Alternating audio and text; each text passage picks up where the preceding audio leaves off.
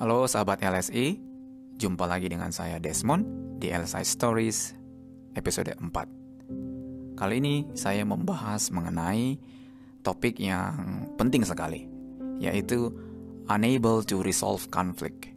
Tidak bisa menyelesaikan sebuah konflik. Konflik atau percekcokan, perselisihan, pertentangan adalah bagian yang tidak bisa dihindari dalam sebuah hubungan. Alasannya sederhana, karena tidak mungkin dua orang atau lebih bisa setuju untuk semua hal di sepanjang waktu. Setiap orang tentu saja berbeda, satu sama lainnya, di mana kesalahpahaman dan perbedaan cara pandang tidak terelakkan. Ketika konflik ditangani dengan baik, konflik itu dapat memberikan kesempatan untuk memperkuat ikatan atau hubungan antara orang-orang, membuat hubungan itu menjadi lebih sehat, sekaligus membangun kepercayaan satu sama lain yang lebih besar. Namun, ketika konflik tidak ditangani dengan baik, itu dapat menyebabkan kerusakan besar di dalam satu hubungan, terlepas dari apa jenis hubungannya.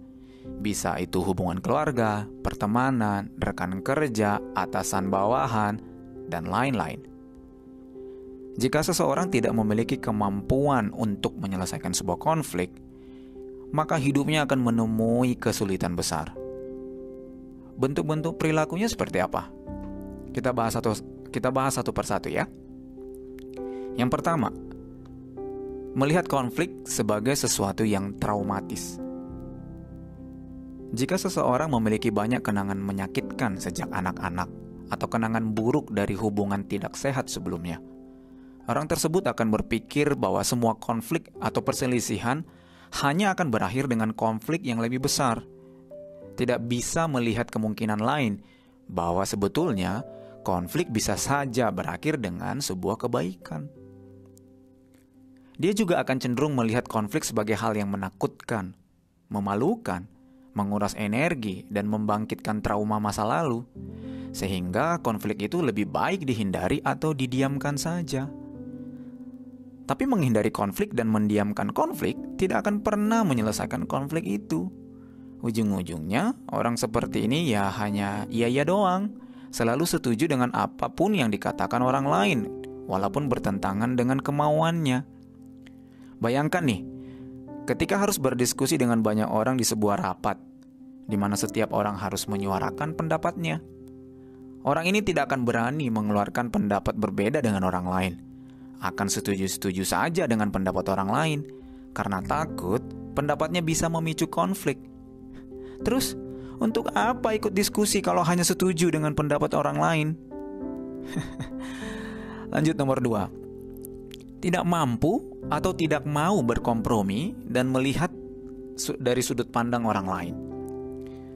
Alias mau menang sendiri. Alias mau menang sendiri.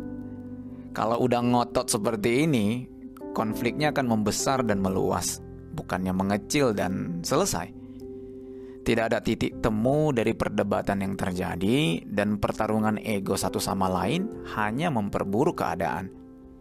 Biasanya nada meninggi dan sumpah serapah pun keluar, yang membuat suasana menjadi lebih heboh. Yang ketiga, tidak mampu atau tidak mau meminta maaf. Memang naluri alamiah kita saat kita melakukan kesalahan adalah bagaimana untuk menutupinya agar tidak diketahui oleh orang lain. Ini merupakan salah satu PR besar di sepanjang kehidupan kita. Bagaimana kita mengatasi ini? Ada anggapan bahwa meminta maaf itu menurunkan derajat dan harga diri, membuat kita terlihat lemah di mata orang lain. Apalagi kalau yang melakukan kesalahan itu adalah seorang pimpinan atau atasan. Ada ego besar di sana yang menghalanginya untuk berinisiatif meminta maaf. Padahal sebetulnya, dengan meminta maaf, ini justru sikap yang benar, karena kita mau mengakui sebuah kesalahan. Ini merupakan tahap paling awal dalam proses penyelesaian konflik. Jika hal ini tidak terjadi, konflik pun akan terus berpotensi menjadi buas dan ganas. Yang terakhir, nomor 4. Tidak mampu atau tidak mau memaafkan.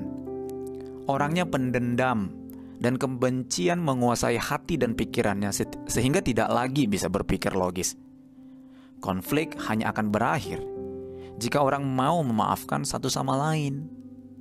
Mendendam itu akan menghancurkan moral kita, membuat stres, kepahitan, kecewa, merusak kebaikan yang kita miliki.